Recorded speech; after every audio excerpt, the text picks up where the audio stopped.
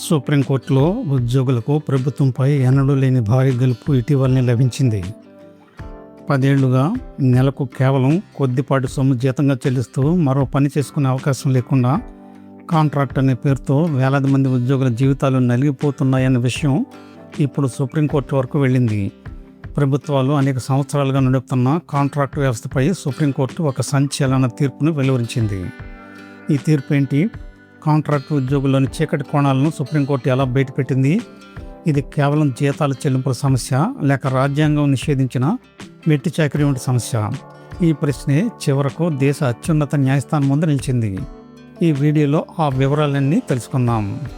ఈ తీర్పుకు ఆంధ్రప్రదేశ్లో ఇటీవల జారీ చేసిన జీవోకు గల సంబంధాన్ని కూడా తెలుసుకుందాం. భారత రాజ్యాంగం విద్యను మౌలిక హక్కుగా ప్రకటించింది. కానీ ఆ హక్కును అమలు చేస్తున్న ఉపాధ్యాయుల జీవితాలు మాత్రం నిర్లక్ష్యానికి గురవుతున్నాయి. ఇదంతా ఎందుకు చెప్పుకుంటున్నామంటే, ఇటీవలనే ఏపీ ఉద్యోగులకు ప్రభుత్వం ఒక జీవోను విడుదల చేస్తూ ఒక తీపి కబుర్ను ప్రకటించింది. కానీ ఇందులో ఒక ట్విస్ట్ దాగి ఉంది. ఆ ట్విస్ట్కు ఇప్పుడు పైన చెప్పిన సుప్రీంకోర్టు తీర్పుకు సంబంధం ఉంది. ఆ ట్విస్ట్ ఏంటి? ప్రభుత్వం విడుదల చేసిన జీవో నెంబర్ 51 ఎలాంటి సంచలనాలు తెచ్చిందో ఇక్కడ చూద్దాం. ఏపీలో మోడల్ స్కూళ్లలో పనిచేస్తున్న కాంట్రాక్ట్ ఉద్యోగుల పరిస్థితి ఎప్పటి నుండో తీవ్ర చర్చనీయాంశంగా మారింది. ముఖ్యంగా ఫిజికల్ డైరెక్టర్లు, కంప్యూటర్ టీచర్ల సేవల పొడిగింపుపై ప్రభుత్వం తాజాగా జీవో నెంబర్ 51 జారీ చేసింది. ఈ జీవోలో ఉన్న ట్విస్ట్ వల్ల ఆయా ఉద్యోగుల కుటుంబాల్లో పూర్తి స్థాయిలో సంతోషం కలగడం లేదు. ఏపీ ప్రభుత్వం స్కూల్ ఎడ్యుకేషన్ శాఖ ద్వారా జీవో నెంబర్ 51ని 2 రోజుల క్రితం, అంటే ఈ నెల 19వ తేదీన విడుదల చేసింది. విద్యాశాఖ కార్యదర్శి కోన శశిధర్ గారు ఈ ఉత్తర్వులను జారీ చేశారు. ఈ ఉత్తర్వుల కాపీ పైన ఇవ్వబడింది, చదవండి. ఈ జీవో ప్రకారం రాష్ట్రంలోని ఏపీ మోడల్ స్కూళ్లలో అనేక సంవత్సరాలుగా సేవలు అందిస్తున్న 123 మంది ఫిజికల్ డైరెక్టర్లు, అలాగే 120 మంది కంప్యూటర్ టీచర్ల కాంట్రాక్ట్ సేవలను మరో 11 నెలల పాటు కొనసాగించేందుకు ప్రభుత్వం గ్రీన్ సిగ్నల్ ఇచ్చింది. జూన్ 2026 నుండి ఏప్రిల్ 2027 వరకు మాత్రమే వారి సేవలను పొడిగిస్తున్నట్లుగా ఈ జీవోలో పేర్కొన్నారు. ఇక్కడే మనం గమనించాల్సిన ఒక కీలకమైన అంశం దాగి ఉంది. ఈ 11 నెలల పొడిగింపు తర్వాత 2027 ఆర్థిక సంవత్సరంలో 1 నెల రోజుల పాటు బ్రేక్ విధించారు. అంటే ఆ ఉద్యోగులు దాదాపు ఏడాది పొడవునా పాఠశాలల్లో పిల్లల భవిష్యత్తు కోసం నిరంతరం శ్రమిస్తున్నప్పటికీ ప్రతి సంవత్సరం కావాలని ఇలా 1 నెల రోజుల పాటు సేవలకు విరామం ఇస్తున్నారని ఆ ఉద్యోగులు వాపోతున్నారు.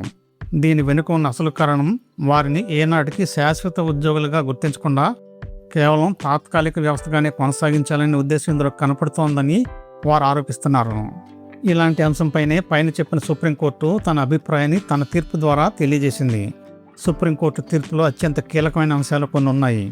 మొదట్లో వారిని ఎంతకాలానికి నియమించామో ఆ నియామక కాలం పూర్తయిన తర్వాత కూడా పనిచేస్తున్న ఉపాధ్యాయులను ఇకపై కాంట్రాక్టు లేదా పార్ట్ టైం ఉద్యోగులుగా పరిగణించలేమని కోర్టు స్పష్టం చేసింది.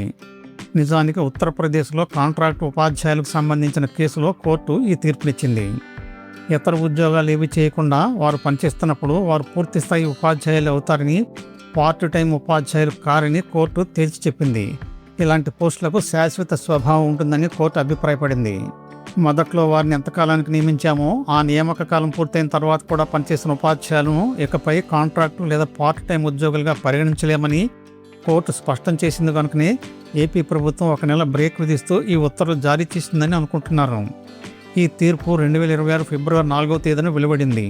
Justice Pankaj Mittal, Justice P B వరాలేతో కూడిన ధర్మాసనం ఈ తీర్పును వెలువరించింది. స్పెషల్ లీవ్ పిటిషన్ నెంబర్ 9459/2023, అలాగే 33, 31, 33, 34/2024 కేసులుగా ఇవి నమోదయ్యాయి.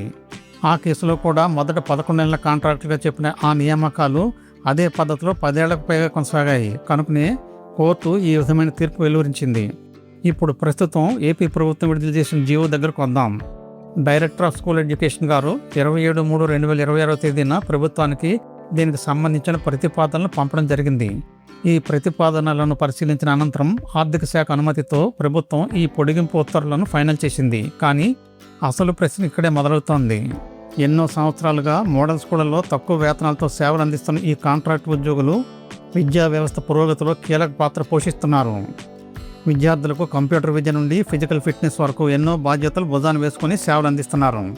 అయినప్పటికీ ప్రతి సంవత్సరం తమ ఉద్యోగం కొనసాగుతుందా లేదా అని వారు ఎదురు చూడాల్సిన పరిస్థితి ఎదురవుతోంది. ప్రతి ఏడాది మే, జూన్ నెలలు దగ్గర పడుతూ ఉంటే ఆ ఉద్యోగుల మనసుల్లో ఆందోళన మొదలవుతోంది. ఈసారి కూడా మన సేవలను పొడిగిస్తారా లేక ఉన్న ఫలంగా ఉద్యోగాలు ఊడిపోతాయని తీవ్రమైన అనిశ్చితి వారిని వెంటాడుతోంది. ఇందులో ఉన్న మరో నిబంధన 1 నెల బ్రేక్ విధానం. ఈ బ్రేక్ వల్ల ఉద్యోగుల నిరంతర సర్వీస్ రికార్డు దెబ్బతింటోంది. భవిష్యత్తులో వారికి అందాల్సిన సర్వీస్ బెనిఫిట్స్, ఉద్యోగ భద్రత, చట్టపరమైన హక్కుల విషయంలో ఇది ఒక పెద్ద అడ్డంకిగా మారుతోంది. దీన్నే కోర్టు పైన చెప్పిన తీర్పులో ప్రశ్నించింది. కేవలం సాంకేతిక ఇబ్బందులను సృష్టించడం కోసం, నిబంధనలను దాటవేయడం కోసమే ప్రభుత్వం ఈ విధానాన్ని అలవాటుగా మార్చుకుందని చాలామంది ఉద్యోగులు ఆవేదన వ్యక్తం చేస్తున్నారు. ఒకవైపు రాష్ట్ర విద్యారంగంలో నాణ్యతా ప్రమాణాలను పెంచుతామని, గ్లోబల్ స్టాండర్డ్స్ తెస్తామని ప్రభుత్వం ఘనంగా చెప్తోంది. కానీ అదే విద్యా వ్యవస్థలో వెన్నెముకలా పనిచేస్తున్న సిబ్బందికి స్థిరమైన ఉద్యోగం కల్పించాల్సిన బాధ్యత ప్రభుత్వానిదే కదా అని ఉద్యోగులు, ఉపాధ్యాయులు వాపోతున్నారు. ముఖ్యంగా నేటి డిజిటల్ యుగంలో digital education, sports, skill based learning అత్యంత ప్రాధాన్యత సంతరించుకున్నాయని సీఎం గారే అనేక మార్లు ప్రస్తావిస్తూ ఉంటారు. అలాంటప్పుడు కంప్యూటర్ టీచర్లు, ఫిజికల్ డైరెక్టర్ల ఉద్యోగాల విషయంలో 1 నెల బ్రేక్ వేయడం ఎంతవరకు సమంజసం అని ఉద్యోగులు వాపోతున్నారు. ఈ జీవో నెంబర్ 51 ద్వారా ప్రస్తుతానికి ఉద్యోగులకు తాత్కాలికంగా కొంత ఊరట లభించిన మాట నిజమే కావచ్చు. కానీ వారి సమస్యలకు ఇది శాశ్వత పరిష్కారం ఎంతమాత్రం కాదు. ఇప్పుడు ఈ ఉద్యోగులు, వారి కుటుంబ సభ్యులు ప్రభుత్వం నుండి ఆశిస్తున్నది ఒక్కటే. ప్రతి ఏడు ఇలా కాంట్రాక్ట్ పద్ధతిలో తమ ఉద్యోగాలను పొడిగించడం కంటే స్థిరమైన దీర్ఘకాలిక నిర్ణయం తీసుకొని శాశ్వత ఉద్యోగులుగా తమను గుర్తిస్తూ రెగ్యులరైజేషన్ చేయాలని వారు కోరుతున్నారు. మరి ప్రభుత్వం ఈ దిశగా ఎప్పుడు అడుగులు వేస్తుందో చూడాలి. ఈ అంశంపై మీ అభిప్రాయాన్ని తప్పకుండా లైక్ చేయడం ద్వారా తెలియచేయండి. వీడియో నచ్చితే ఈ ఛానల్ను తప్పకుండా సబ్స్క్రైబ్ చేసుకోండి. 10 మందితో షేర్ చేయండి. తప్పనిసరిగా లైక్ చేయండి. ధన్యవాదాలు.